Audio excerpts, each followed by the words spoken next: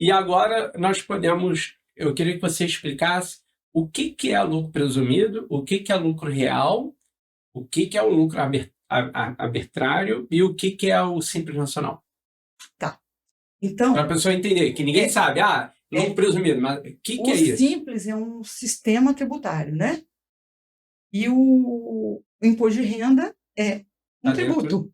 É um tributo que é cobrado pela Receita Federal, né? Que pode estar dentro de qualquer regime. Né? Ele está dentro do Simples, ele está dentro do lucro presumido, ele está dentro do lucro real. Né? Então, eu acho que eu vou começar pelo tributo federal, então, né? E dentro do Simples ele é um pouco menor. E dentro do Simples junta tudo e você paga um só. E no outro você vai pagar para o federal, vai pagar para o estado, vai pagar para o município. E assim, tem que ter o controle, porque são vários que você vai pagar separados. São. No Simples vem tudo embutido. Você paga todos, mas ele vem embutido numa via só para pagar. É uma tributação que vai variar de 6% a 16%, vai depender muito da... E depois eu queria até que você também explicasse que Simples não é tão simples assim. Não. Tá? Que é só o nome que é simples. E também depois falando dos anexos 3, anexo 5. Na verdade, mas vamos lá na ordem que você quer. Na verdade, Léo, nós estamos encaixados no 3 e no 5. Né? Vai de 1 a 6.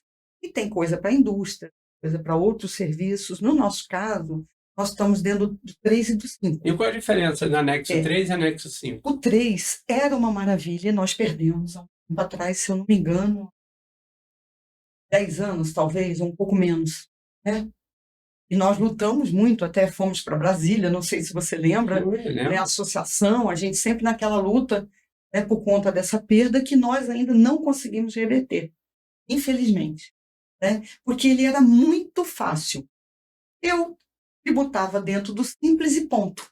Eu não tinha nenhuma exigência, entendeu? Então, eu faturava lá R$100 mil, e aí eu tinha uma tributação, principalmente do INSS, que ela é muito mais baixa do que...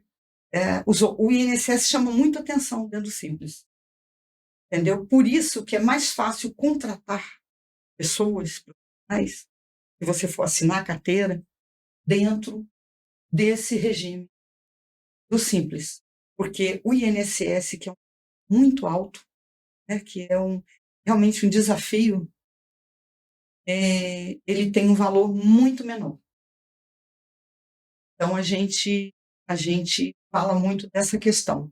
Nós perdemos essa forma simples há uns anos atrás e a gente entrou a questão do gasto com folha de pagamento. E mais ou menos nesse Simples, anexo 3, média de tributação, dá quantos por cento? De 6 a 16, normalmente.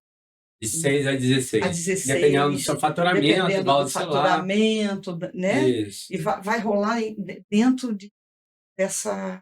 desses valores, né? Que são muito mais baixos também, de qualquer forma, né? No anexo 3. Anexo 3. Quando você pula para o anexo, a tributação, ela consegue ser mais alta do que qualquer outra forma.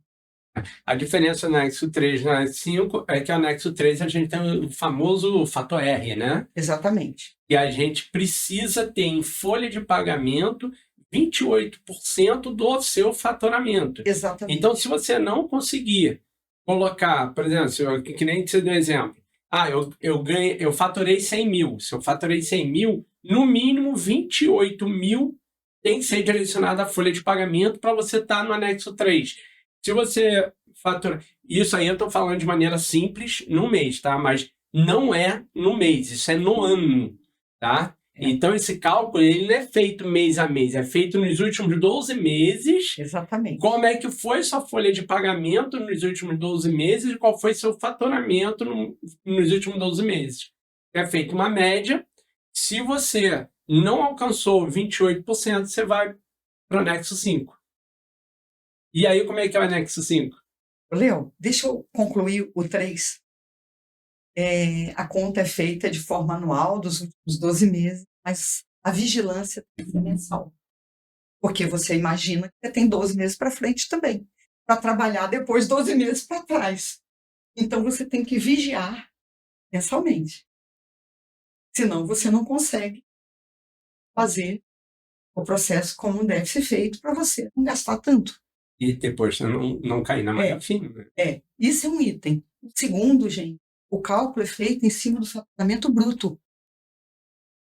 Então, eu vou dizer assim para os nossos colegas, você tem que saber quanto você pode gastar com o pessoal. Esquece o simples. Quanto é preconizado na gestão, quanto você pode. Um pessoal, no máximo 30%. Estou falando de forma simplificada. E eu vou te dizer mais. Se tiver todo mundo registrado, é muito. Então, se você fatura 90 mil, você não pode pagar para pessoas que trabalham com você, gastar com pessoas que trabalham com você mais de 30 mil reais. Porque aí você não vai fechar.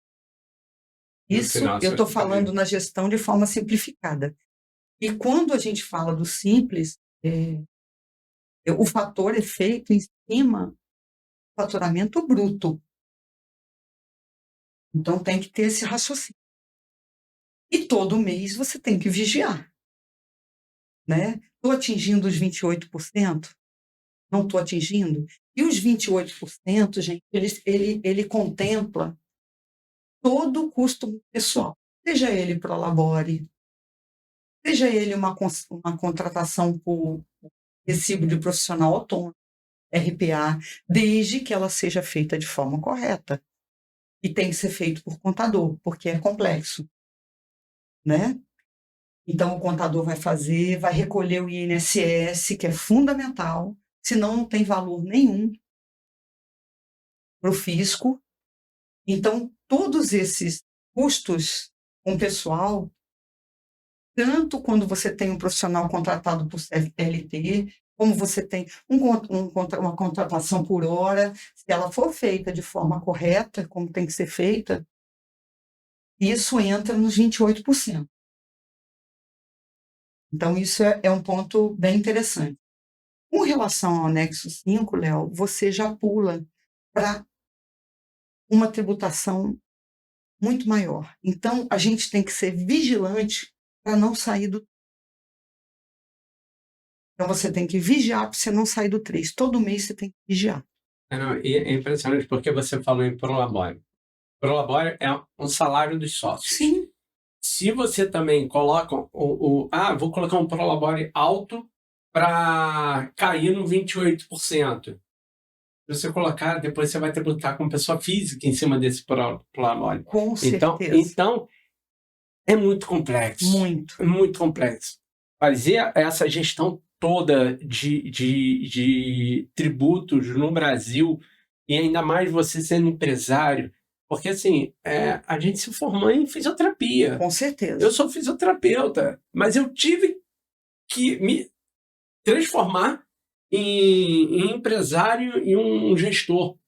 E vou te falar, eu conto para todo mundo, eu já quebrei acho que 5 ou 6 vezes, até ter a clínica que eu tenho hoje. Quebrei por quê? Justamente porque eu não conhecia esses detalhes de... Existem diversos tipos de tributação. Existe a tributação como pessoa física, a tributação como pessoa jurídica. Não é porque você está tributando na jurídica que você não vai tributar na física. Porque vai. E aí você vai aprendendo. É o que eu falo, cara, se você tem alguém para te orientar, entendeu? Hoje se fala muito em mentoria. Eu acredito que a doutora Marisete vai acabar lançando uma mentoria nessa área de gestão, porque ela conhece muito disso, conhece muito.